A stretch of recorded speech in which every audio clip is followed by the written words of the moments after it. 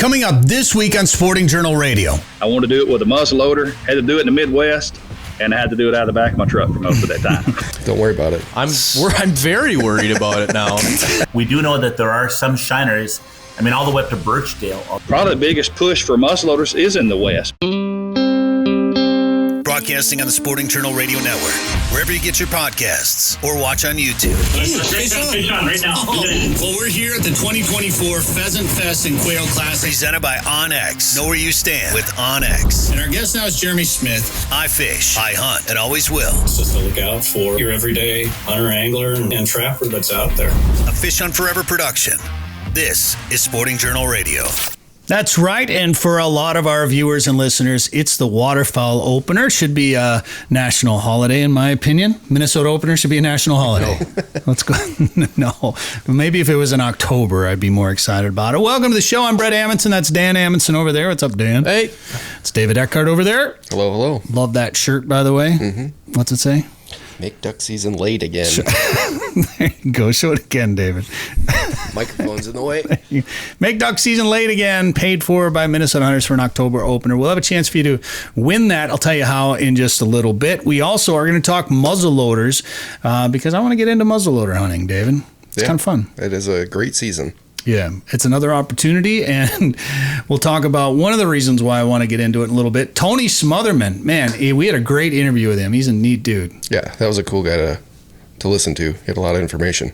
Yeah. So he is going to break down muzzleloaders for you. If you're looking to get into it, or if you're looking to step up your game in the muzzleloader world, or maybe start doing some traveling, he's going to talk about all of that coming up. He's been in the industry for a long time, had a magazine, did a bunch of TV shows. He's on a bunch of TV shows now, and he's the head of influencer relations for BPI, which has CVA and Bergara Rifles. So great conversation with Tony coming up. Also, Joe Henry will join us for a Lake of the Woods fishing report coming up in a little bit, and we'll get to our headlines. If you're in the outdoors in Minnesota, we have headlines relating to your world in just a second. But first, Dan, who are the sponsors this week? The official truck sponsor of Fish Hunt Forever is Invergrove Toyota. When looking for your new rig, head to Invergrove Toyota. Lake of the Woods Tourism. Lake of the Woods is the walleye capital of the world. Plan a trip for this fall or winter at lakeofthewoodsmn.com. OnX Hunt. See private land boundaries, recent imagery, offline maps, and Minnesota-specific hunt layers. Download the OnX Hunt app today. Tasman Lake Lodge. Catch world record lake trout and giant pike at Saskatchewan's Tasman Lake. Learn more at tasmanlake.com. Devil's Lake, North Dakota. Catch it all at Devil's Lake. Prairie Sportsman, new season wrapped up this spring, but we are filming new episodes right now, and you can watch old episodes anytime at the Prairie Sportsman YouTube channel. Haybale Heights Campground and Resort. Fish Devil's Lake this fall or winter. Learn more at haybaleHeights.com. And Guardian Eagle Resort. Plan a trip for next summer. Go fish the Ontario waters of Guardian Eagle Resort. You can fly directly to the lodge from the Twin Cities. Learn more at guardianeagle.com. If you want one of those Make Duck Season Late Again shirts, they're only $20. You can get them on our website, sportingjournalradio.com. Just click on store or click on the right side where it says watch and win. It's also, I think, right in the middle too. And you can go there, put your email address in, and then there's a link to watch this very show. So if you're watching right now, go to our website and put your email in first and watch it. And then everyone that does that will be entered to win one of those Make Duck Season Late Again shirts. Headlines. All right, the Minnesota DNR staff will host 2 events to provide an overview of the plan at Carlos Avery. Its purpose, it will answer some questions and collect public input. An in-person meeting and an online meeting. Registration is not required for either event. The meetings are Tuesday, October 15th from 6 to 8 p.m. at Carlos Avery WMA in Forest Lake. The online meeting will be October 21st from 6 to 8 p.m. And a link to join the webinar is available on the Carlos Avery page in the Minnesota DNR website. This was kind of a neat story that came out, guys. The Minnesota Department of Natural Resources Enforcement Division recently recognized 4 conservation officers, a natural resources pilot, and a forestry division staff person for their life-saving efforts during the previous several months, including natural resources pilot Grace Zeller. On May 18th, she was off duty. She received a phone call from the DNR Enforcement Chief Pilot, Captain Jake Willis. Now, Grace is a pilot with the DNR. There was a report of people injured and missing in the Boundary Waters Canoe Area Wilderness near Curtin Falls along the Canadian border, and other air assets were not available to attempt a rescue. So she jumped in a helicopter and coordinated with medical, law enforcement, and rescue staff at the scene. She flew into the Boundary Waters in the dark and found a place to land. Which to me is amazing. And then over the course of 2 flights, transported 3 medics and 2 severely wounded individuals to the Ely airport. The 2 men died in the incident, but her efforts were instrumental in the survival of 2 men died, but 2 other men survived. Kyle Sellers and Eric Grams, both who live near the Twin Cities. So to me, I mean, to be able to fly in there in the dark and find a place to land, like it's not like there's just helicopter landing pads Right. in the Boundary Waters. That's crazy. It's amazing. And then C.O. Tyler Luzignan, I'm probably pronouncing your name wrong, I apologize, but on May 27th, he heard a radio call that several people were trapped in rushing water after their canoes and kayaks had overturned in the Cannon River near Faribault. He was the first law enforcement officer to arrive with a boat and quickly launched it so he and a Rice County Sheriff's Office deputy could assist the stranded paddlers. The water was high and moving extremely fast, but he maneuvered the boat such that he could rescue and bring to shore the 3 adults and 3 children whose watercrafts had overturned. That's got to be scary if you flip in like rushing water like that. Yeah, with kids. With kids, yeah, for sure. So congratulations. Also, conservation officers Mike Cross, Curtis Simonson, and Bryce Volbrecht, and forestry officer Matt Boyer also recognized. Congratulations to all of those guys right there. All right, we want to tell you about a place to go for world-class walleye fishing. Maybe some hunting, maybe some cast and blast opportunities. Check out Devil's Lake, North Dakota, where the walleye bite remains strong through the fall. Catch it all at Devil's Lake. Visit devilslakend.com to learn more and to plan your trip. Speaking of waterfowl, guys, it's the opener here in Minnesota. Dan, you and I were stubbling our blind this week, and it was 88 degrees out. It's hot out, and honestly, we make fun of that for, we want the duck season later because we do, but how many times we've also had many October hunts where it's warm, so yeah. I don't know, I think that's just kind of the nature of the world we live in right now. I mean, there's just no question it is. And I remember a couple of years ago during our split in early October, it was 90 degrees at that first week in October during our split. There's been many 90-degree pheasant openers where it's too hot to even hunt your dog pheasant hunting. So it's, I don't know.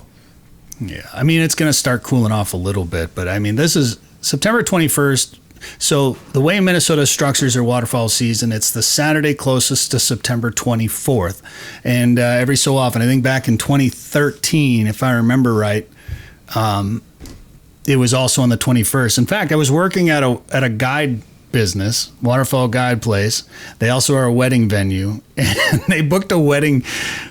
They booked a wedding for that day because they did not expect the waterfowl season to be open that early because they didn't have the dates yet when they booked the wedding. And so here he is, a guide service, and he couldn't guide the opening weekend because he had a wedding booked for the venue. So it's just too early. I'm sorry. It's just too early. I don't care. And I mean, of course, we want the late season opportunities for mallards when they're fattened up and later in the year. But that being said, we're all going to hunt this weekend. Yeah, we'll sweat it out. Yeah, do you remember, I think it's only supposed to be low to mid 70s, it sounds like. Yeah, It does cool off and rain. But rainy. We've had... Your butt's rainy?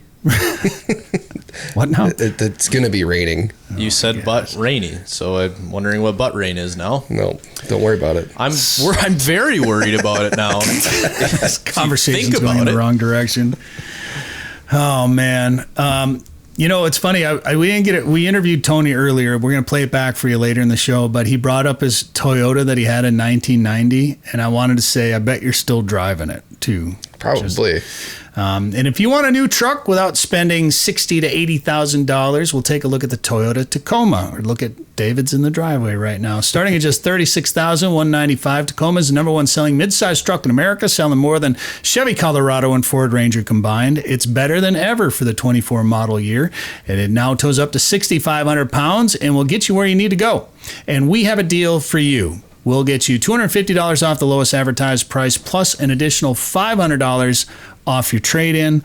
This is a great deal just for our listeners. You have to fill out the voucher, though, at invergrovetoyota.com/FHF. That's invergrovetoyota.com/FHF to claim your trade-in voucher today. David, we talked about fishing this past weekend. Did you even? No, didn't even try. It was too hot. I feel like we're waiting for this fall bite, and it hasn't happened yet. No, it still was summer. too hot. I was canning vegetables. How's the garden? It's good. Yeah. Made a bunch of salsa and candied jalapenos. And did we talk about what candied jalapenos or cowboy candy? Did we talk about that on the show already? No. Explain what that is. It's basically a pot full of sugar and a little bit of vinegar that you dissolve and put 3 pounds of jalapenos in. Jeez. And they're sweet and spicy.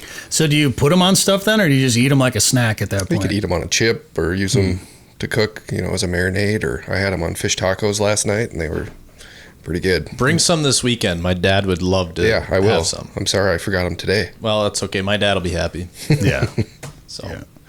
Yeah. Are we all planning on get together? This is a on-air production meeting. We might as well. Yeah. Kind of dumb not to. Yeah. All right. Because you're hunting close by, but not in the same place we are. Yep. But we should all get together. We'll see how the rest of this show goes. Maybe I don't want to see you guys.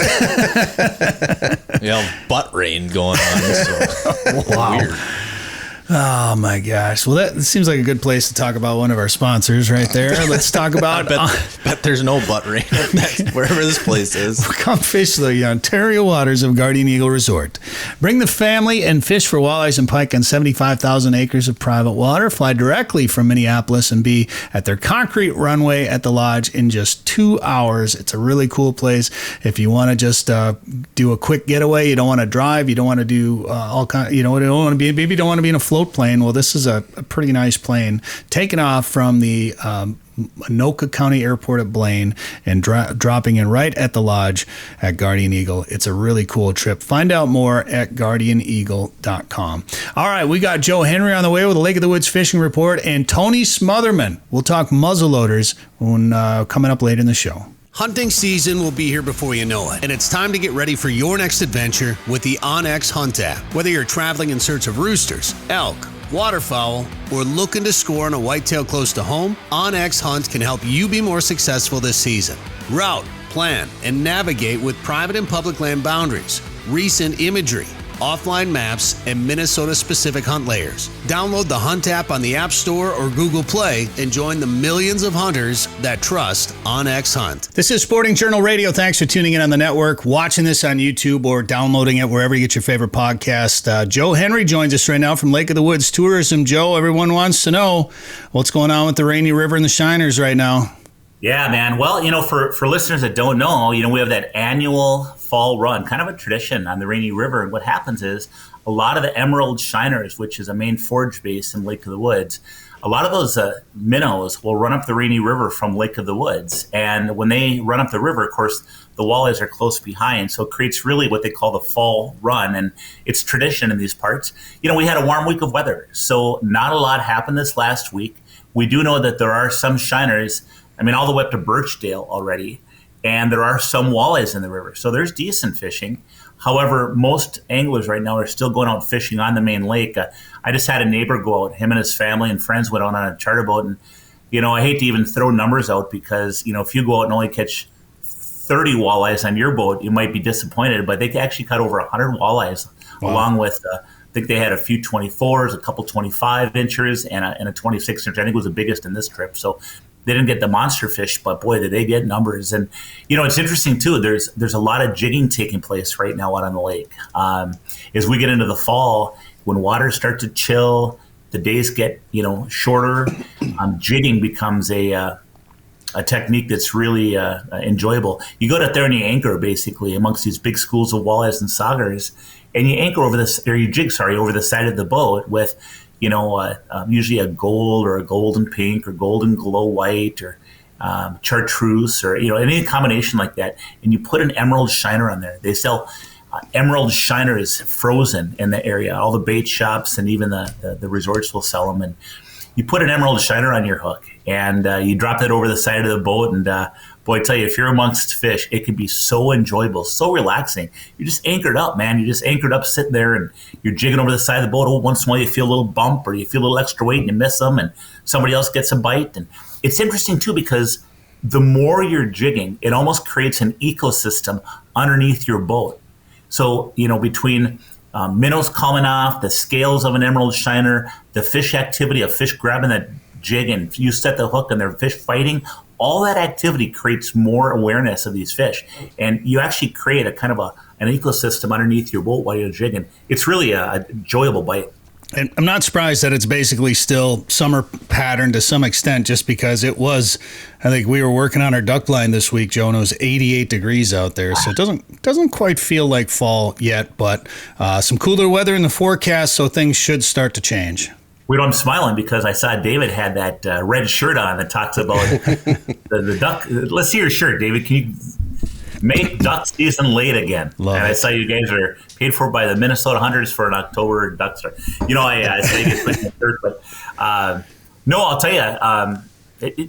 To your point, anglers are still catching walleyes. I'm drifting with bottom bouncers and crawler harnesses, and they're also still catching walleyes trolling crankbaits. So yeah, it is. It's really kind of that transition time where all three patterns are working right now. There's a big tournament again this past weekend up there, and some pretty big weights as well, Joe. Minnesota Tournament Trail, the MTT, really a great circuit. And, we're so fortunate to have those guys come to Lake of the Woods, and they come around July 4th, and they also come for their championship, which is the grand poobah of them all. They give away a skeeter, boat motor, and trailer. And, sharpshooting again, using a forward-facing sonar took the win. Now, this is a catch and release, catch, record, release tournament. So, when these anglers are catching these big walleyes, they're putting them on a bump board, taking a picture. They're holding them up for a hero shot so you can see the scale patterns, which prevents them from using that fish a second time. And then once they verify they have the picture successfully, they release that walleye. And, we should, as an area, we sure feel good about catch and release tournaments, Brett. There's more and more big walleyes being caught on Lake of the Woods in these tournaments. I mean, this tournament, it was, again, just a hair under a 10-pound average for the fish they had to bring in. And so that's been all the tournaments. The Ames State Championship was up at Lake of the Woods. We have the David A. Anderson Memorial Tournament. They had the Woods Goods Tournament on Lake of the Woods. All of those tournaments had about a 10-pound average. And, tournament anglers, I should say, are getting better and better using forward-facing sonar. And it is so interesting. I mean, I'm hearing things about, you want to talk about nuances, using forward-facing sonar, having 2 or 3 units on your boat, getting a screen that's much larger, almost the size of a television, which enables you to see the fish on forward-facing sonar that much better.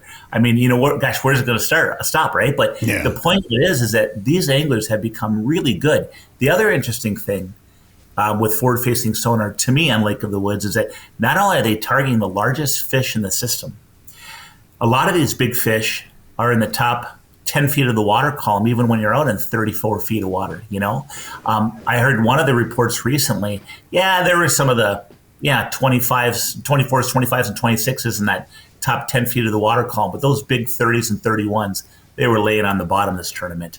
I thought that's interesting. They're differentiating between 25s and 26s, going for the 30s and 31s, and that was interesting to me. The other thing that was cool is they talked about how in a post-tournament interview, the winners talked about, I think, or somebody else talked about, it could have been Hunter Nitty, who just won Angler of the Year for the NWT you guys had on your podcast. But I think they talked about on Lake of the Woods with the stained water, how you really have to be accurate in your casting. So when you see a fish in clear water, if you get your lure or your jig and crawler close to a walleye, it can see it and it can react. On Lake of the Woods, because of the stained water, you almost have to hit it right in the nose and really be exact. And that's kind of the ticket. Don't you find that interesting?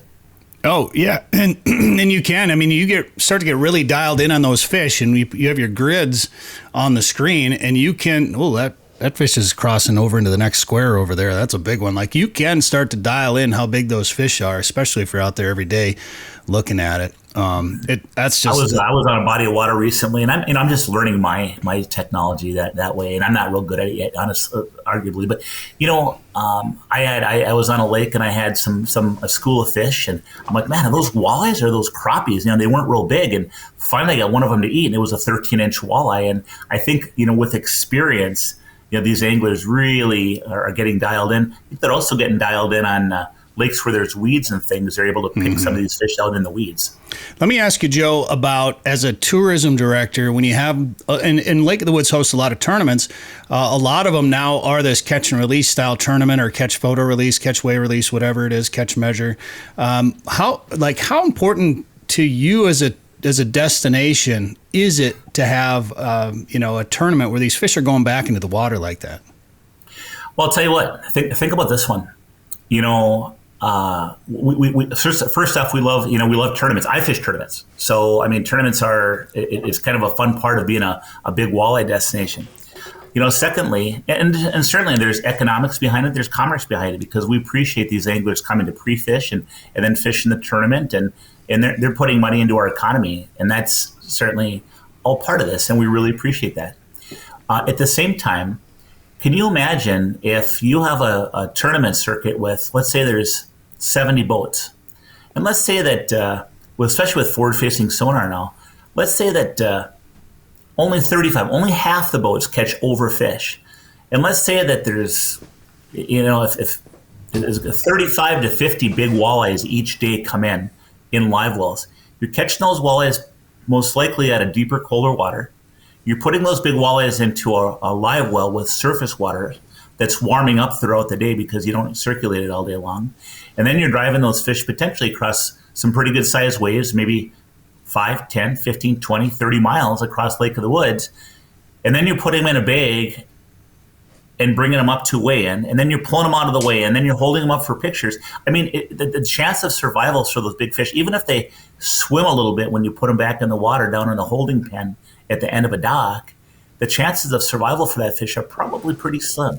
Yeah. The fact that there's going to be a little bit more of mortality, even with a catch and record release tournament, but most of those fish are going to survive it. I'll tell you, as an angler, a couple of things I like about the catch, record, release tournaments. Number one, it sure is nice not have to worry about live well management, meaning checking on your fish, putting ice fishing weights, the clip-on weights, we'd put them on their fins so that they wouldn't tip upside down on the live well, and that they would keep them alive better. Constantly watching them, worrying about them, monitoring them. You don't want to lose weight because you have a fish that's dead. There's that part of it. The other part of it is when you catch a big walleye, sure does feel good to take a couple pictures of it and verify your pics and put that fish back on the side of the boat and watch that thing kick back down. Mm-hmm. That's sustainability of the fishery, and to me, that does feel very good. So as a tourism director, or as an angler, as a tournament angler, as whatever hat I put on, I think it feels really good. Now, it does change things, Brett. I mean, no longer is a 19-inch walleye on Lake of the Woods valuable. When you're fishing a keep tournament, because of our slot limit of 19.5 to 28 inches with one fish over 28, those 19-inch fish were really valuable, and it was fun to target those 19-inch fish.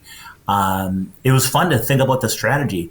Do we go after our 19s, or do we go for a big one right away? Or do we go try to get our unders, decent unders, and then we'll spend whatever time we have left fishing for a big one? That was just a whole different tournament. There was more near-shore activity going on because you could catch those 19s near shore. More of the big walleyes on Lake of the Woods are offshore, as a rule, simply because a lot of them target tulipies, and the tulipies are offshore. So it just changes things from a conservation perspective. Obviously, it's the way most tournament circuits have gone. Yeah, that's quite the strategy change to go after big fish, and then you get one, and all of a sudden it's like, okay, now we need 19s.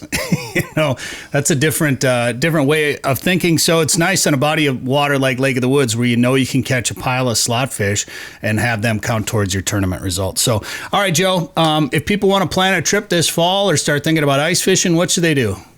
Check out our website, and that is lakeofthewoodsmn.com.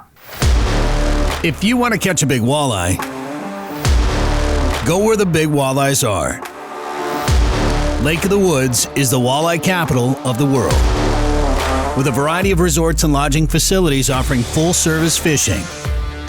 Lake of the Woods is also home to sturgeon, sauger, perch, trophy pike, muskie, smallmouth bass, burbot, and more. Plan your trip to Lake of the Woods today. Go to lakeofthewoodsmn.com. That's lakeofthewoodsmn.com. All right, this is Sporting Journal Radio. Thanks for tuning in on the network by demand. Downloading wherever you get your favorite podcasts, or maybe you're watching this on YouTube right now, and we're going to talk to Tony Smotherman, who joins us. Tony is the head of influencer relations for BPI Outdoor Brands, Bergara Rifles, CVA. He's published a magazine, produced a TV show, and he joins us now here on the show. Tony, how you doing? Shoot, man, any better? I couldn't stand it. How about you? Not too bad. Not too bad. I appreciate you coming on, and I want to talk about muzzleloaders. And I know for us here in our region anyway, we don't start thinking about muzzleloaders until later in the season, of course. We got, bow hunting is open, some of the upland seasons. I think that's a pretty common scenario for everybody to wait till later on. Well, yeah, and I got a funny story about that I'll share later in the show, actually, about why specifically I wanted to have you on to talk about muzzleloaders.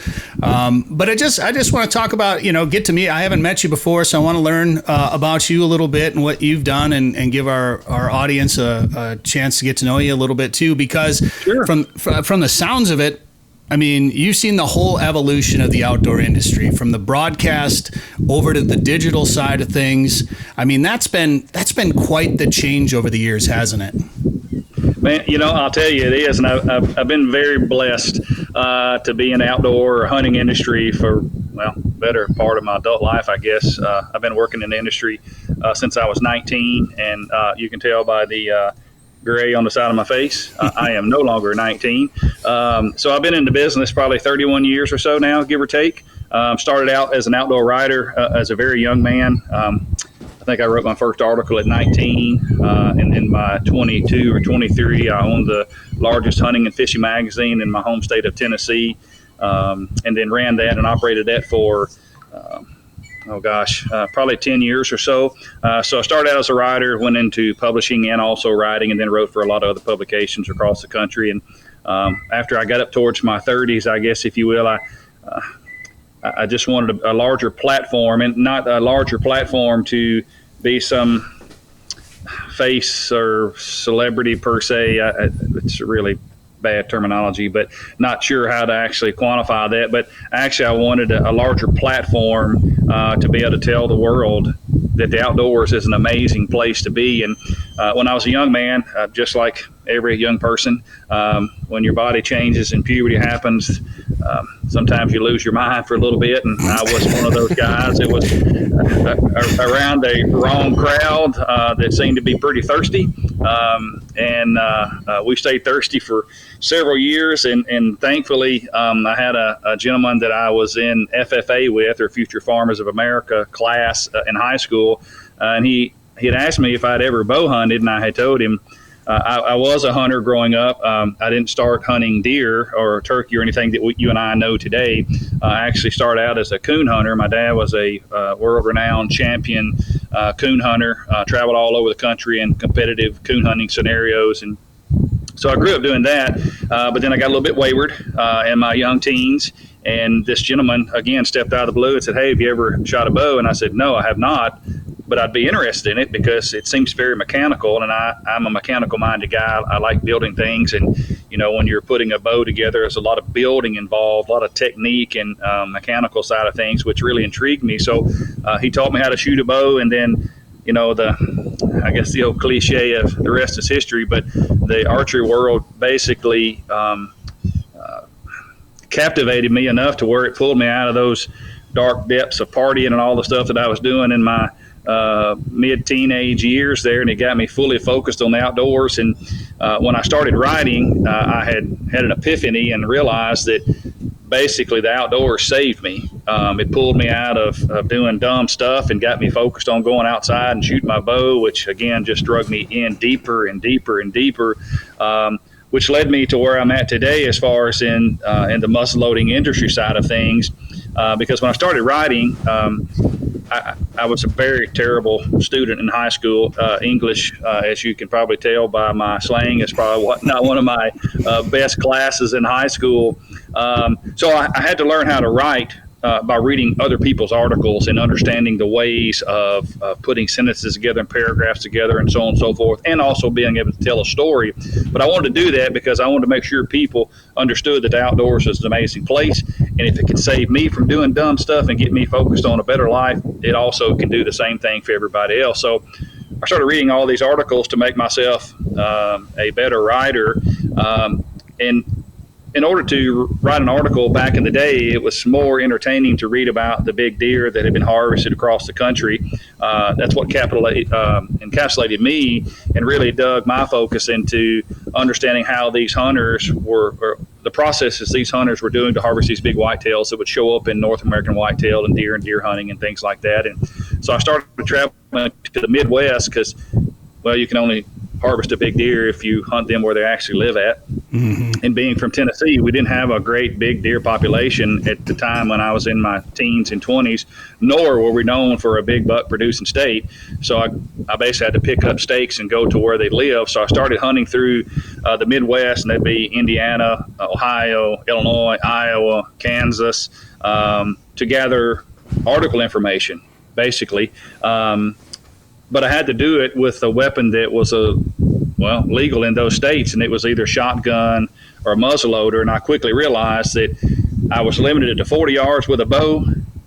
With a muzzleloader, however, I was not. Mm-hmm. So the catch and release program of the 40-yard standoff went away, and I was hunting deer where they live. So I just naturally migrated into hunting with a muzzleloader full time for about 20 years. And it's, multiple reasons.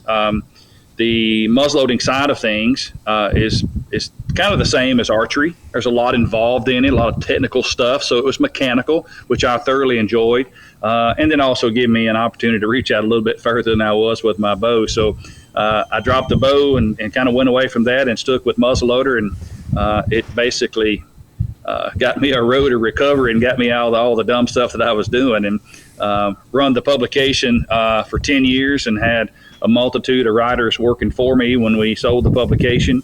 Then went straight into hosting outdoor television shows for about 15 years, and now work full-time as influencer relations for Bergara and CVA. And basically that title is that's a very fancy title that, just so you know, I did not come up with. But what I realize now is, like, all the people that I used to be, they were not called influencers. When I was a writer, when I was a TV show host, when I was a magazine owner, publisher, they were not influencers. But that's just because we had not come up with the word yet. Actually, they were influencers. So now I get to work with all the people that I used to be. I work with writers, podcasters, bloggers, YouTubers, magazine owners, publishers, editors, the writers, the TV show hosts, but on the company side of things. So it's been a very unique pace of life that I've lived through the hunting industry. But now I get the opportunity to help all the people that I have been at some point in my time. That's an amazing story. And, I've heard it from other people too, how the outdoors can be, getting into the outdoors is life-changing. And I've seen it rescue people. So it's amazing, and I grew up doing radio. I published a magazine. I've hosted a couple of TV shows. And now, man, okay. Yeah, I think basically we have 4 YouTube channels now. So you have to, as the pie got split up, I mean, you had to evolve and adapt with the times if you wanted to stay relevant in all this, didn't you? Absolutely. Yep, no doubt. And I kind of grew as things were changing. The only thing that I haven't done is what we're doing today. I do a weekly, 3 or 4 podcasts a week with great individuals like you that are working to promote the outdoors and get the outdoor voice out there and heard across the country. But I've actually never done one myself. So I've seen the evolution from, and this really dates me, but like when I first started submitting queries to outdoor magazines, I literally had to handwrite the query. Hey, Mr. Editor, I'm looking to write an article about scrape hunting in November in the Midwest.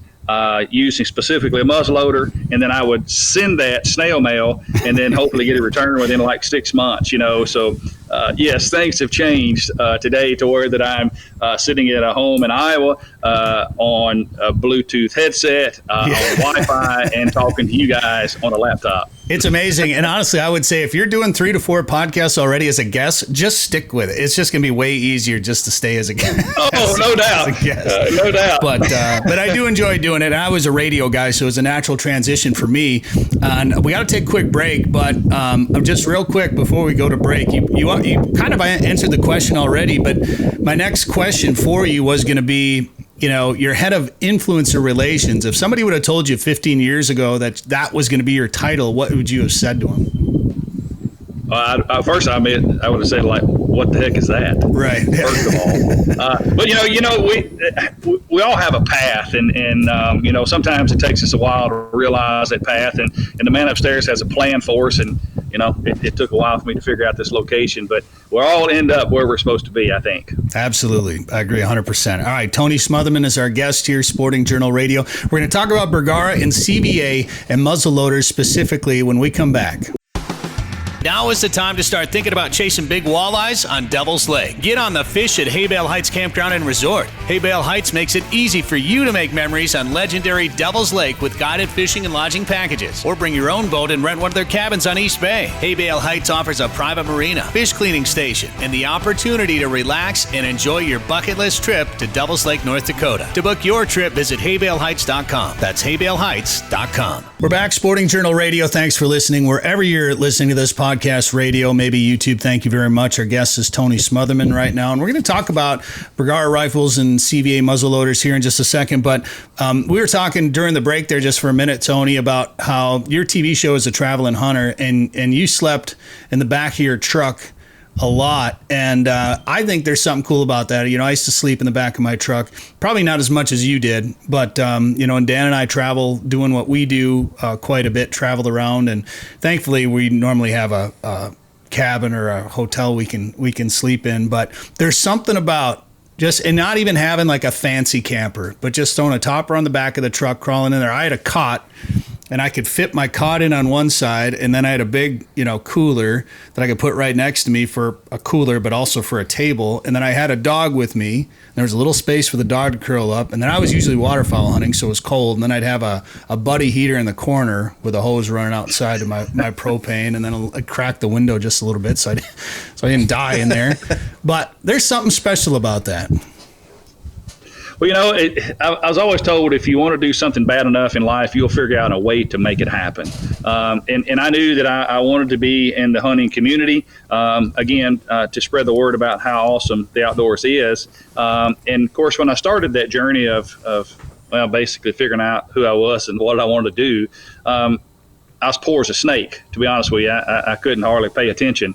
Let alone do anything else. And of course, there was no Airbnbs and all the stuff that we know today back, again, dating me when I started this outdoor journey. So I basically had a 1990 Toyota pickup truck with a little topper on the top of it. And I think it was a bed liner called a bed rug. So it was rather soft-ish inside there. They're wonderful. So when I would take off, I would typically take off the end of September and start on the path per se. Most of it was always hunting public ground because I didn't have any friends in the Midwest. I just had a vision and a dream that I wanted to accomplish something, and I did whatever it took to get there. When I was in high school, I worked for a company called AutoZone, and I did mention that I'm mechanical. I love building things, and that's bows, muzzleloaders, classic trucks, hot rods, all that kind of anything mechanical I'm all into. So I worked at AutoZone in high school, and one of their their company slogan that they make you learn before you start working, and it's an acronym, and it's called Whittager. And Whittager stands for whatever it takes to do the job right. So I realized when I was embarking on this outdoor journey that I had to do whatever it took to do the job right. And that was, number one, hunt deer where they live, the big deer, hunt them where they live, and that was through the Midwest. And the only way that I was able to capitalize on that was sleep in the back of my truck for 6 months. So just part of the journey. Everybody I talk to a lot of people through what I do today at BPI or Bergara and CVA, and everybody has a story to tell. My story is I wanted to write articles. I needed information to do it. I wanted to do it with a muzzleloader. Had to do it in the Midwest, and I had to do it out of the back of my truck for most of that time.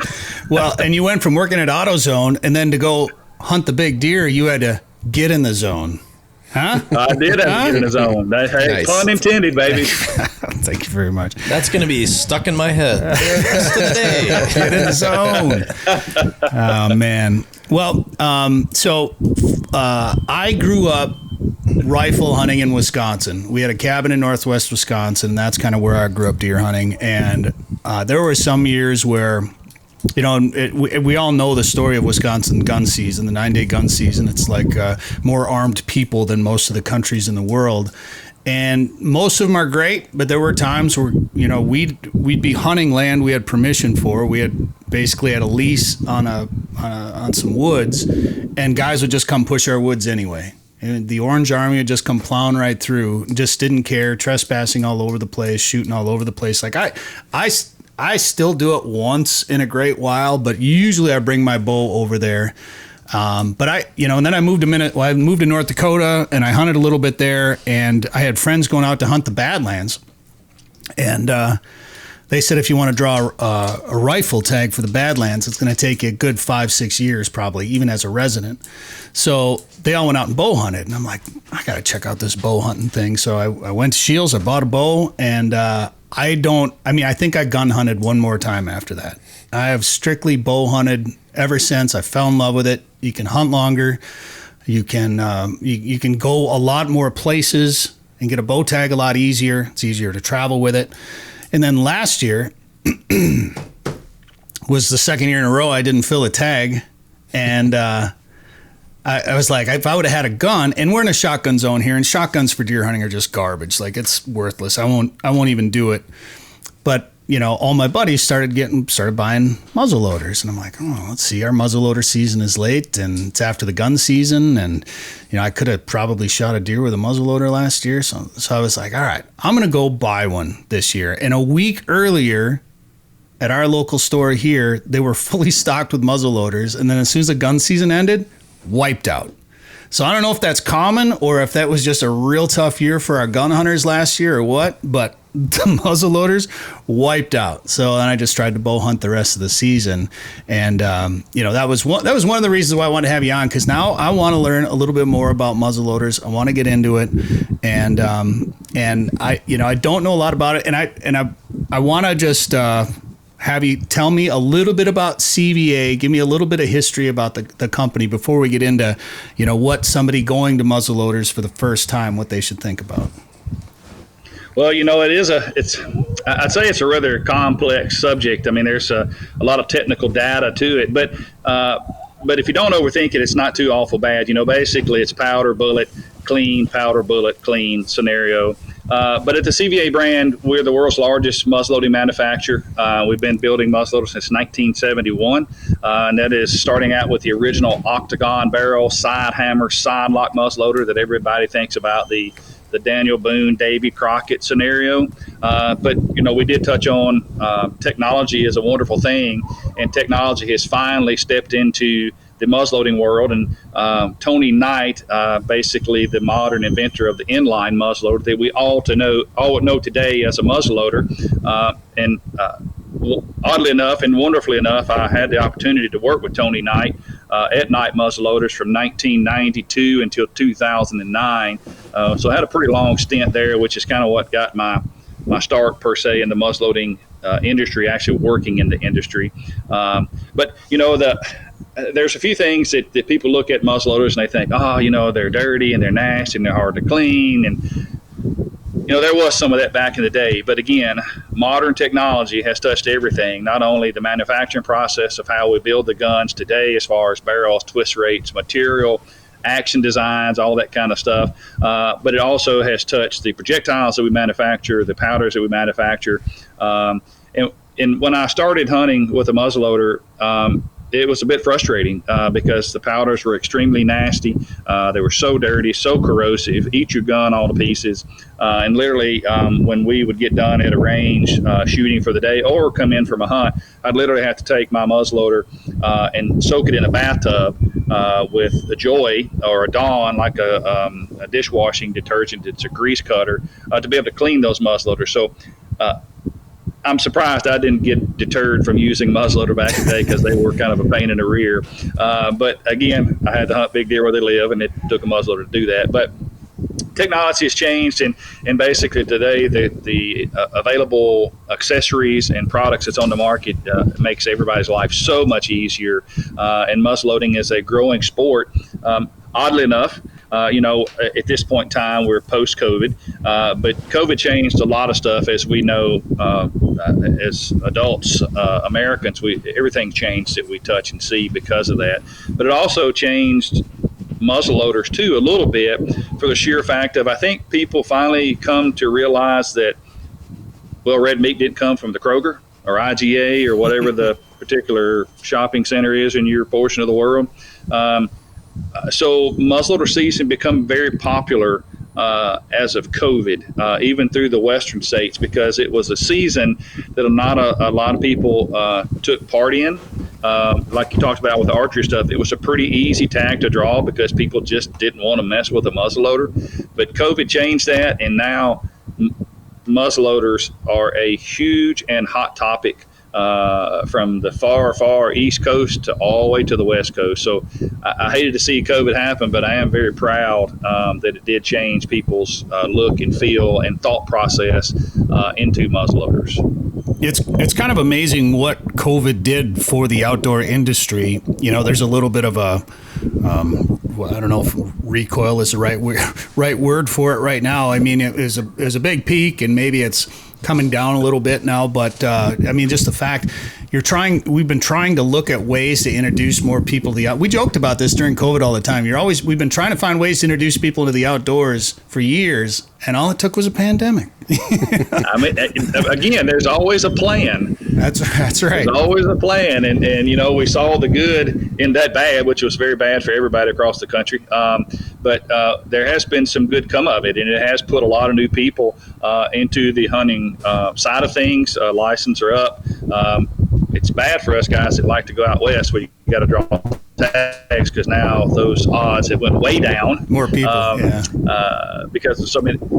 More people applying for those tags, so it's definitely scuffed up some of our program per se to get out west all the time. But nonetheless, it has been positive. It has been very positive for the muzzleloading side of things that we do.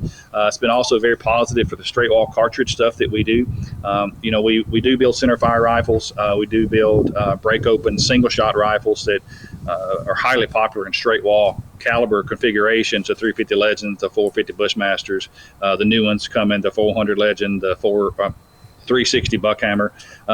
It has created a wave of those guns too in their popularity, because a lot of the states have changed over from muzzleloading seasons to more of a primitive weapon season that would get other people involved in those original muzzleloader only seasons, and now they can use these straight wall cartridges. So it has been a huge increase for outdoor hunting, recreational lifestyle since COVID.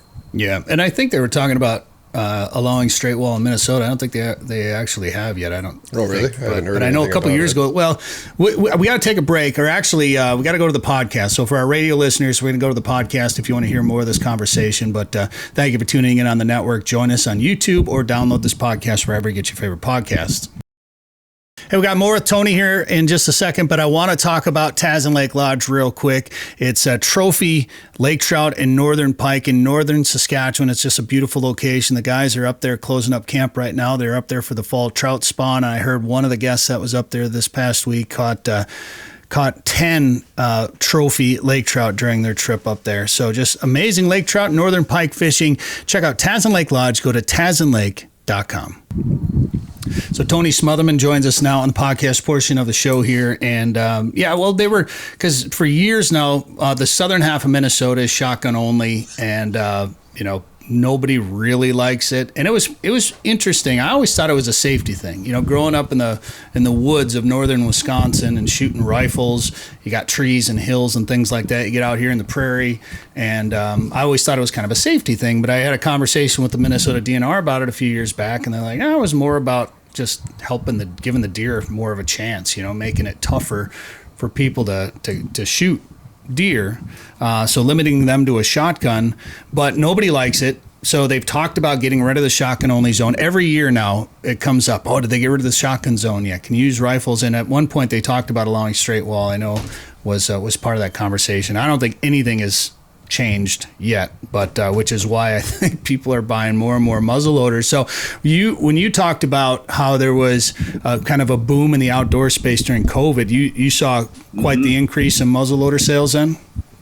It was hard to not notice it. You know, like I said, there were so many Western states that had great muzzleloader seasons, and I'll give you kind of a crazy scenario. So I mentioned there for about, 20 plus years, I only hunted with a muzzleloader specifically. Even if I would go out west and hunt elk with friends of mine, I would show up with a muzzleloader, even though it was rifle season. But that's just because I loved that sport, that process. I like the one shot scenario, just like archers. You know, you got diehard archers that, man, archer is their life, and I totally understand and respect that, because muzzleloaders is my life as well. And that's shifted, obviously, because I'm shooting some centerfire stuff now. But for 20 years or so, it was full focus on muzzleloaders. So I would go out west and hunt with a muzzleloader during rifle season, and all my buddies would be like, "What are you doing with that thing out here?" That's like, we can shoot 338 Lapuas, right? I'm like, yeah, but I'm a better hunter than you are, so I'm just going to get a little closer. So I used it as an opportunity to have some camaraderie back and forth. But they always give me grief for hunting out west with a muzzleloader, because nobody did it. But now that has definitely changed, where those muzzleloader seasons are becoming super popular. And I'm not sure if people just at COVID realized that muzzleloaders are a thing. But I would say right now, probably the biggest push for muzzleloaders is in the West, because it has been an uncharted territory for a long time, and nobody wanted to go out with a muzzleloader and hunt, a giant open Western front mountain country with a gun that was capable of shooting 200 yards. I think they felt they were really undergunned. But now the muzzleloader seasons out there are the hottest topic there is, and ones that we focus on through the CVA brand more than I think. I mean, to be honest with you, more than any states do we look at now, because this muzzleloader seasons across the country are ever changing in the evolution of the primitive weapon season now is allowing straight wall cartridges that was originally the muzzleloader only season. But so we pay attention often, because those rules are changing. I hate to say daily, but I feel like sometimes daily, because I do kind of some of the politician stuff for us as well, and that's meeting with legislators and things like that about these rules and regulations that keep changing for muzzleloaders. But the biggest and most rapid changing environment for muzzleloaders right now is on the Western front. For years, Colorado was kind of the go-to spot for elk hunting, and they have a great muzzleloader season out there, but they've always handicapped us to where that we have to use loose powder, which is fine. The biggest handicap was the fact that we had to use iron sights in Colorado. And if you have spent any time in Colorado, if we have listeners there in Colorado today, you know that's some big open country, or can be in places, and open sights definitely handicaps you. But there's been in the last, we'll say last 10 months, inside the last year, there has been 3 states regressed, going from optics on muzzleloaders now backing up to making you use iron sights only, like New Mexico, Really? Utah. Oh yeah, they're falling backwards, and I don't know if we created that problem, because the Too effective. The muzzleloaders. Yes, we changed our game of manufacturing and process of projectile manufacturing. That now, a muzzleloader that was accurate at 75 yards back 25 or 30 years ago, some of the muzzleloaders that we build and manufacture today, I'm running very, very effectively and efficiently out to 600 yards with kinetic energy enough to harvest elk-size animals. But accuracy-wise, we're running to 800. on some of the muzzleloaders that we're manufacturing today. So I think that some of those commissioners out there in some of those states realize that, well, technology finally touched muzzleloaders, and we're now able to touch animals a whole lot further than we've ever have before. So they have regressed backwards and taken optics as a regulation change and pulled them off the guns and put us back in iron sights in 3 western states, probably going into 4 western states here pretty soon. So yeah, big change, but it's a good change. Well, yeah, and that's one of those things. You you hear the discussion about trail cameras, you hear it about live scope on the fishing side of things. Yeah. I should say, I've kind of taken I don't want to say a stance against crossbows, because I don't mind crossbows and I have no problems with people wanting to use them. My issue has always been considering a crossbow the same thing as archery equipment and using it for the entire archery season. Here in Minnesota, I've always said, let's allow crossbows, that's fine, but let's give them a season. And I've always compared them to muzzleloaders. I said, let's give them their own season, same length as muzzleloaders, charge an extra license for it, make some more money for the DNR. Everybody wins, but we don't have it. We can use them. Anybody can use a crossbow now for the entire season here in Minnesota and whatever. I'm done arguing about it. But at the same time, if you start to look at some technology, and I don't ever want to blame technology for being an issue in the outdoor space, unless unless it's killing the animal for you, or it's, you're hunting deer at night or whatever. People try to say live scope is like shining deer at night, which I don't agree with necessarily. But there does come a point where you have to say, okay, we regulate, like we set season dates for a muzzleloader. And maybe at that time it was 100-yard accuracy or whatever was pretty common. If you are talking about being able to shoot a muzzleloader 600 to 800 yards, I mean, that's, I know guys that won't shoot their 30-06 at that distance. That's a little bit of a different situation there. Yeah, things has definitely changed, and again, maybe we created some of the regulation changes. You're too good at it. These muzzleloaders. Yeah, we're too darn good at it, which, you know what, I'll take that all day. But it's also made us come up with better iron sight options. I was down at our CVA office in Lawrenceville, Georgia here last week and just did a new video series on our new long-range micro-adjust windage and elevation gain peep sight for Western hunting scenarios for these states that has progressed backwards into making us run iron sight. So again, technology. So now we're just not shooting the old 2-prong, 1-prong scenario. We have micro-adjust peep sights with fibers, even kind of working into some of the archer industry stuff to where that, people are running these fiber pins that are 0.19, 0.10. So now we're fine-tuning our fibers, just like the archer industry has, and some of these really high-end archery sites that's on the market today. So it's made us kind of go back into the well a little bit and figure out how to build a better mousetrap with a better open sight system. Well, I mean, that's how you have to do it if you want to survive, I guess, if regulations are going to change. So when people say, if you're going to use a muzzleloader elk hunting and you're shooting at a little bit of a distance, a lot of times when you're talking about big game like that, some guys might like to follow up with a second or third shot, and somebody, well, wait a minute, you're taking a muzzleloader, out there, like how are you trying to reload and get some second and third shots off, and how quickly can you do that? It absolutely is very possible. We manufacture what we call speed loaders today. Basically, it's a capsule where you put your pre-measured powder charges in, whether it's loose or pelletized powder, and your projectile. And I think, as far as an opportunity to get a second shot on an animal out west, it's very good. I've even done it in a whitetail scenario, but, we can probably reload in a matter of, 20 seconds, give or take. It's not that big of a deal. And one thing, again, it would just keep reverting back to technology, but technology has changed that to where that some of the old powders we used to use back in the day, the GoX, which is original black powder that we kind of all started with, then it went to the Pyrodex, then 777, then today's modern propellant everybody utilizes, if they can find it, is Blackhorn 209. Well, back in the day when you run the GoX and the Pyrodex and the 777, it was very nasty, very corrosive, gummed up your barrel pretty good.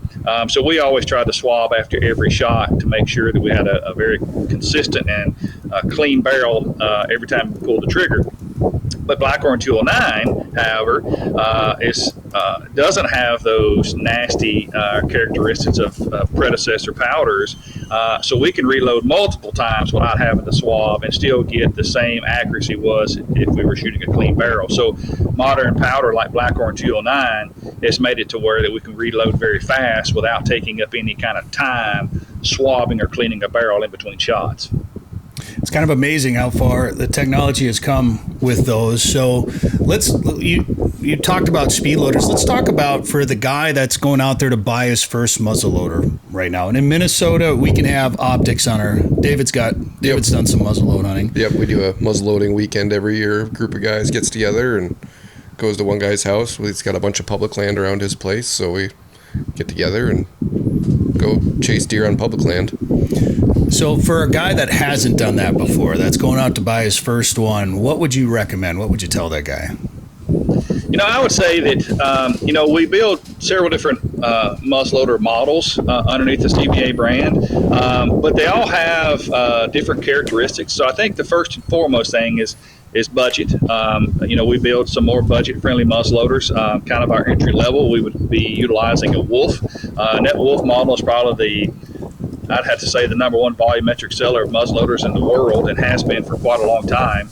But it's typically very inexpensive. They're available at Walmart and, of course, all the other gun stores across the country. So they don't hurt the pocketbook too bad. So, number one, want to make sure that you don't dive into something that is too expensive for you. But I would say number one thing is to focus on budget, what you can afford.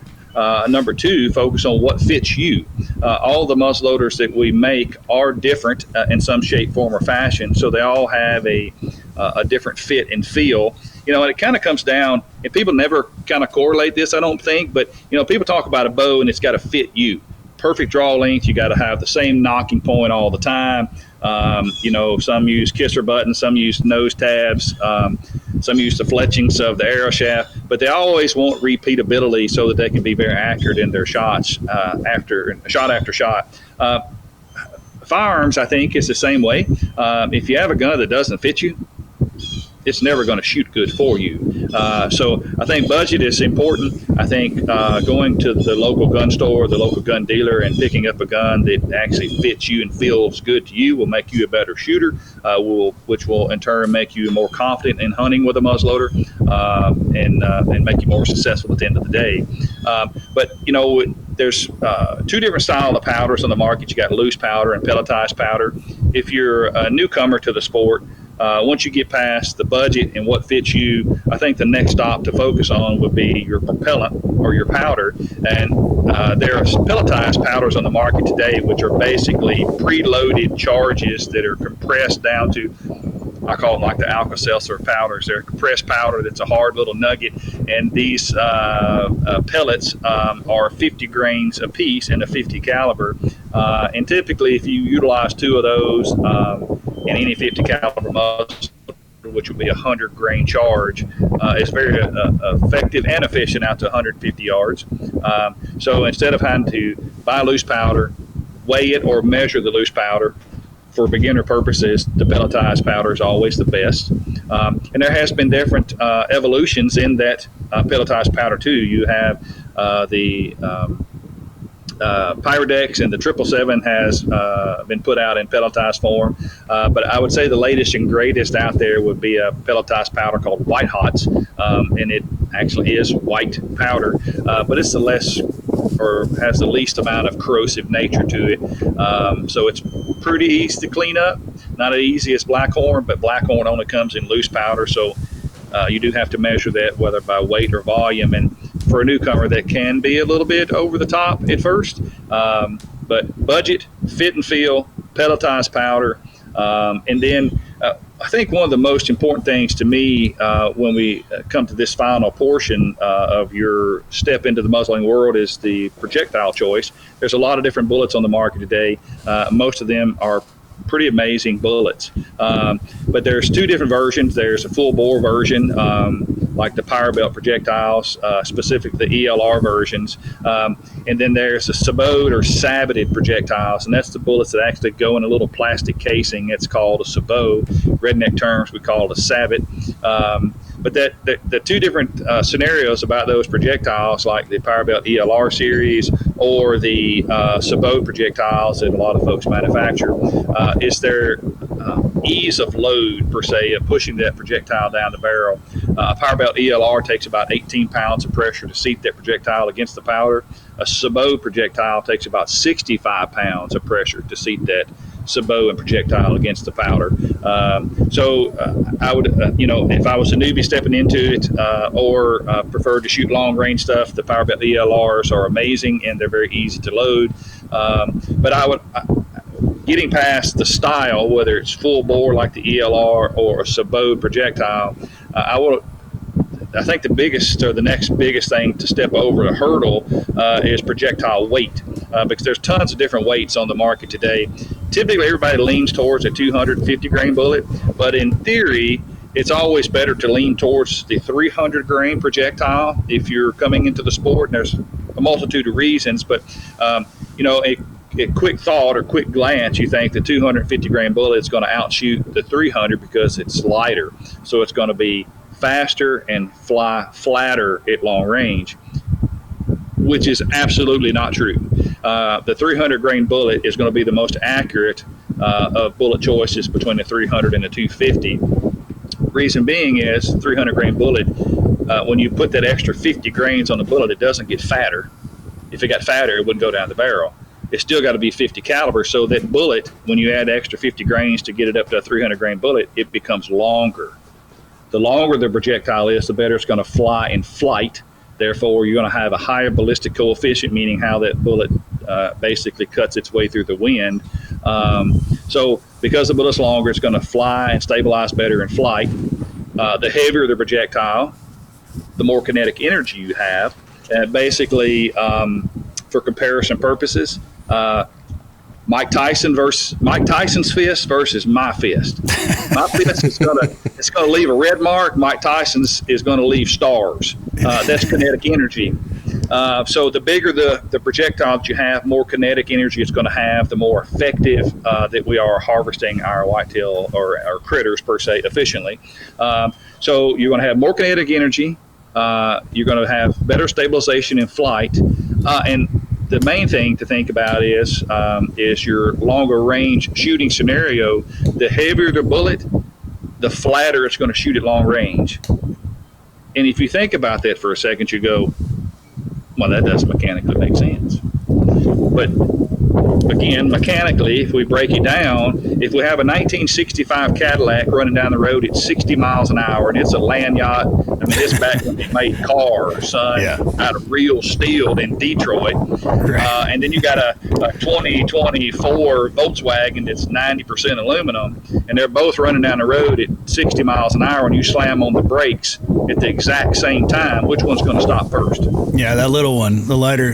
The little Volkswagen will. Yeah. So if we compare that over to the muzzleloading projectiles, the heavier the projectile, the flatter it's going to shoot at longer ranges because it has more forward-moving inertia. Basically meaning once it gets rolling, it's hard to get the sucker to stop. Yeah.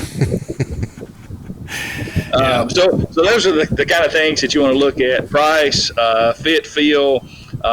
And then your projectiles and your powder choices are the main things. But it does sound a little bit complicated because there are some processes you got to work your way through there. But at the end of the day, once you study the subject matter just a touch, it's pretty easy. Well, and there's a lot of options. So it's almost like if only there was a kit that you could get with everything in it. Yeah.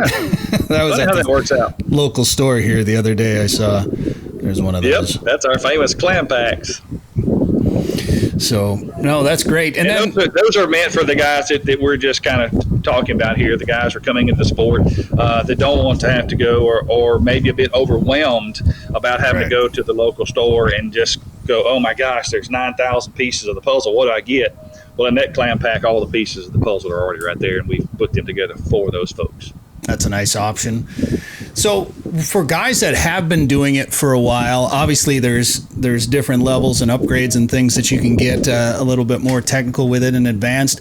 But as the seasons change, most of us think about later seasons, but I think maybe it was off the air. We were talking about Kansas a little bit. You said there's an early muzzleloader season there? Bro, and that's one. Oh, it just gives me chills just thinking about it. That's another reason that I got into hunting with a muzzleloader is because there's a lot of amazing seasons across this country that you don't get to hunt in unless you have a muzzleloader. So last night, I'm working out here in the party barn building gun benches here for this new shop that I'm putting together here at my place in Iowa. And I got a phone call last night. I have some pro staffers and TV shows that we work with on the CVA brand that are in Kansas right now as we filmed this. Opening day was last Monday. That was September 15th, I believe is right. They're the first guy in the woods. Not the first guy with a bang stick. They're the first guy in the woods hunting in Kansas if you have a muzzleloader in your hand. And it's basically like going to the grocery store to pick out which steak you want for supper. It's a meat counter. There's a pile of steaks in there. You get the opportunity to pick which steak you want and put it on your grill. When you're in Kansas this time of year, the bucks are still in bachelor groups. You're going to the standing bean field or the Milo field or whatever that field is, winter wheat or whatever it is in Kansas, and you're hunting bucks when they're still buddies. Yeah. I mean, that's why I like to bow hunt. Unless you have a muzzleloader. Yeah. Well, that's that. How long has that season been around? It's been around for a long time. I don't know when it started, but it's been around since I've been playing the muzzleloading side of the world. And it's a 2-week season.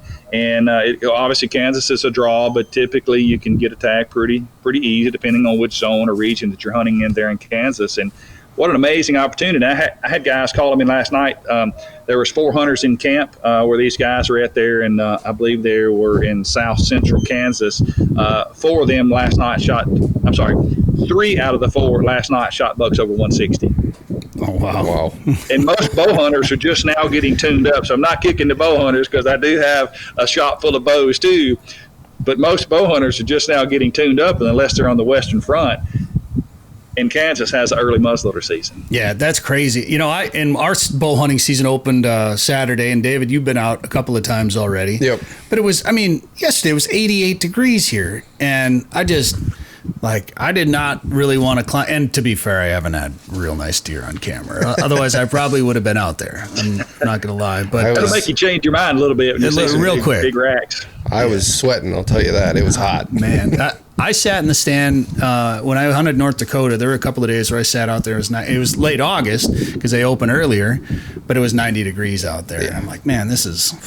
But it was one of those like you take a trip, you go when you can, But I'm just starting to think about deer hunting a little bit.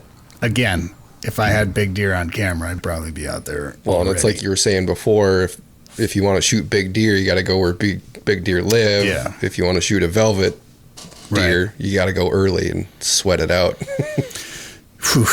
Yeah, I don't know. And I wanted to ask you before we let you go here. I want a couple more minutes if you're not busy. I want to keep you on here. Shoot, man, my day is for you, my man. Well, I'll tell you what, this conversation has spawned so many more questions, so we're probably going to have you on again, maybe later. And I'm going to buy a muzzleloader this year, so maybe have to have you come on after I shoot my first deer with a muzzleloader this year. Maybe that's what we'll do. But well, if you decide to dig into it, man, obviously I'm accessible. My job every day is to help guys like you that want to get into the sport and promote the outdoor industry and promote the muzzleloading industry in general. So if you need help, I am here to take care of that for you.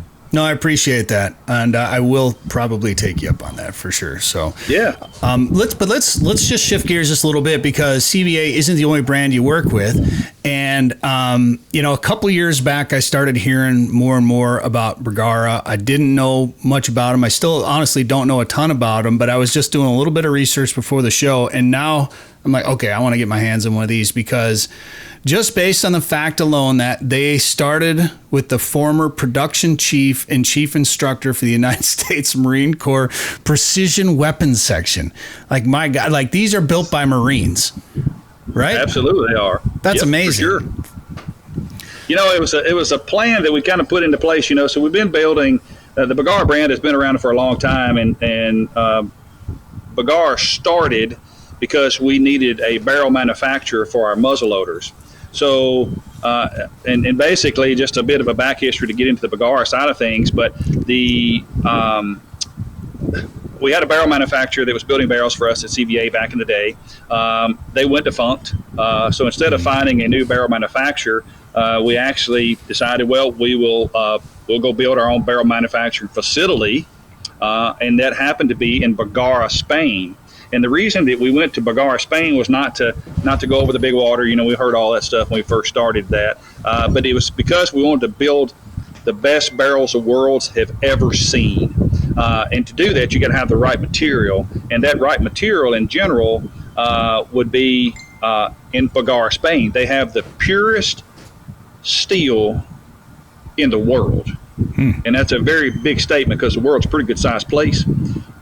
That they have the purest steel in the world. And if you did any research about the region in Bergara, that's the Basque region, gunsmithing and metal manufacturing dates back to the early 1600s in Bergara, Spain, by swordsmithing and knife smithing before there were firearms. Really? So, again, if you want to do something, you need to go where they excel at. If you want to shoot big deer, go to where they live, a.k.a. Iowa, where I'm at today. If you want to build awesome barrels, you go to where the best steel in the world exists, and that was in Bergara, Spain. So we went to Bergara, Spain to just build barrels for muzzleloaders, not build the world's fastest growing rifle manufacturing operation, which is what Bergara is today. But we went over there to build muzzleloaders, and we hired Ed Schilling, which if you're into centerfire stuff, Ed Schilling is a name that is very strong. He probably holds more long-range world records than anybody for target art or target shooting. So we hired Ed to go with us to Bergara, Spain, and he was our basic liaison to help us build or consult us building a barrel manufacturing facility. So we started building started the Bergara brand just for barrels. Then we started doing a bunch of OEM barrels for other gun manufacturers. And then back in 2012, we started building custom Bergara guns. We thought, well, we have the manufacturing horsepower to build guns because we already have the barrels and we can source out actions and stocks and trigger singles and all that kind of stuff. So we started building custom guns on the Bergara brand in 2012, and it went off like a rocket ship. And I'm not joking when I say that. It absolutely flabbergasted us that was a thing.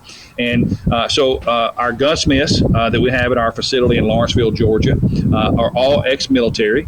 Most of them come out of Quantico as gunsmiths. And then when they retire, we see if we can hire them, move them to our facility in Lawrenceville, Georgia to be gunsmiths for Bergara. But the 2012 version of building these custom guns went off like crazy because we could manufacture a custom gun in 3 weeks to where it would take a standard traditional custom gunsmith maker across the country, take him 16 months at times. And we could do that same build 3 weeks because we had the manufacturing horsepower, we had the amazing gunsmiths that were retired military gunsmiths. So we could do a whole lot of stuff in a much shorter period of time. So the custom guns went off like crazy. So in 2013, we decided to, basically come to the market with production firearms, and that was our Bergara B14 series. It started in 2014. And if you know the Bergara brand or follow it just a little bit, you know that B14 is our flagship. B stands for Bergara. 14 stands for 2014, which is when the company was born. So as we're talking and filming this podcast today, this is our 10th year anniversary of firearms manufacturing, and we're the fastest growing rifle manufacturer in the world today. That's amazing. I'm just looking at them here. And, you hire, it seems like you want to build the best guns, you go to the guys that build the best guns too, right? Marine Corps. Yep. That's a good place to start for sure. That's great. All right. Well, we could go down a rabbit hole talking about rifles here, but why don't we save that and let's have you back on to talk about muzzleloaders as well. And then anything else you want to talk about? Can we see on any TV shows or anything else you want to talk about at all? So the great, I guess the great part of the job I do today is over the last 15 years, I've hosted outdoor TV shows. I hosted a show for night muzzleloaders called Night Rifles Born to Hunt. I hosted a show for Summit Tree Stands called Summit's High Places.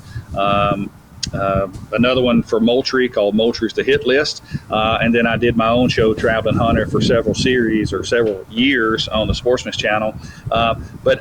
So doing what I do now, I don't do that anymore. I work full-time for the CVA brand and the Bergara brand, or BPI Outdoors, and under the head of this fancy title we talked about earlier, head of influencer relations, I work with 18 different TV shows. So you're on all kinds of shows then.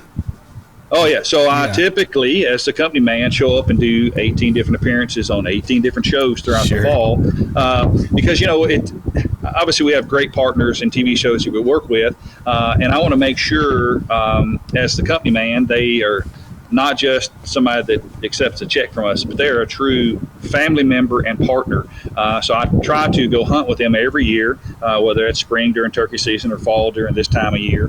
But I go hunt with them to make sure that they feel like they're a part of the family, whichever brand it is that they work with, the CVA or Bergara side. And then also aware of the newer products that we're coming out with. This, obviously, it dates us a little bit, but we're in the fall or September of 2024 right now.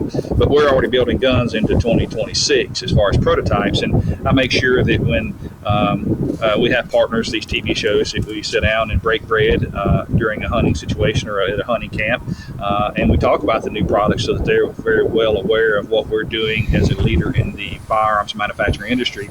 But it also kind of brings them in the fold, makes them feel more part of the family, and how to better promote us as they go through and do what they do through their TV shows.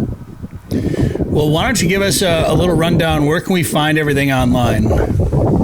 Yeah, absolutely. So, obviously the highest topic here today has been muzzleloaders. There is a bunch of muzzleloading videos on the market today that you go to YouTube and find them. I've done a very in-depth deep dive into the muzzleloading world over the last 2 or 3 months in new video series that we've put out under the CVA brand. I was just recently down at Real Tree Outdoors headquarters there in Columbus, Georgia, and did a very deep dive, and I say long, windy deep dive into muzzleloaders from start to finish on their Advantage series that they have on YouTube.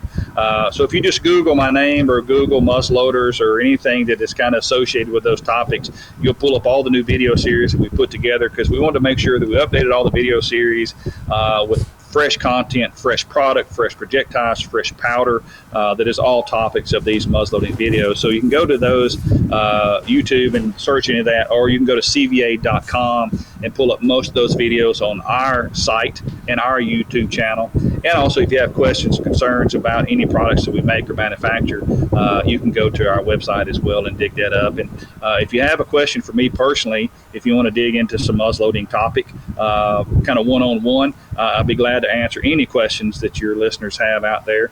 And all my social media handles are Traveling Hunter. And of course, you can tell by my slang, it's country slang. So there's no G in traveling, it's Traveling Hunter. But you can find me on all the social media channels through that. And unless something bad happens, I don't miss a message. So I'll be glad to help anybody out personally that I can. There it is. I'm just following you right now on Instagram. There we go. Traveling Hunter. Very good. Matt, Tony, I really appreciate all the time. This was great. Thank you for all the information, and good luck this fall wherever your travels take you. And you're probably Wyoming's next stop. Wyoming. I don't know if you're sleeping in the back of the truck anymore, but good luck wherever you're going. And I've migrated past that, but past that. That's great. All right. Well, hey, at the end of the day, I appreciate you.